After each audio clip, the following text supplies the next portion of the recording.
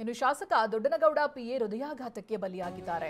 ಕುಷ್ಟಗಿಯಲ್ಲಿ ಹೃದಯಾಘಾತದಿಂದ ಚಂದ್ರು ಅನ್ನೋರು ಸಾವನ್ನಪ್ಪಿದ್ದಾರೆ. ಶಾಸಕ ದೊಡ್ಡನಗೌಡ ಆಪ್ತ ಸಹಾಯಕ ಇವರು ಚಂದ್ರು ವಡಗೇರಿ ಅಂತ.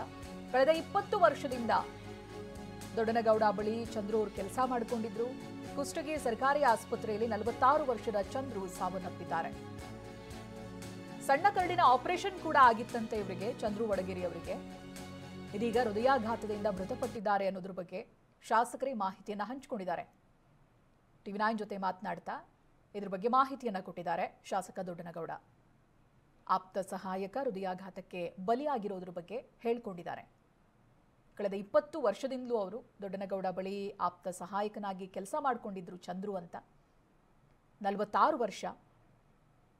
ಪದೇ ಪದೇ ಹೃದಯಾಘಾತಕ್ಕೆ ಎಲ್ಲಾ ವಯೋವರ್ಗದವರು ಕೂಡ ಸಾವನ್ನಪ್ತಾ ಇದ್ದಾರೆ. ಇದೀಗ 46 ವರ್ಷದ ಚಂದ್ರು ಕೂಡ ಸಾವಿನ ಮನೆ ಸೇರಿದ್ದಾರೆ. ಕಾರಣ ಹೃದಯಾಘಾತ.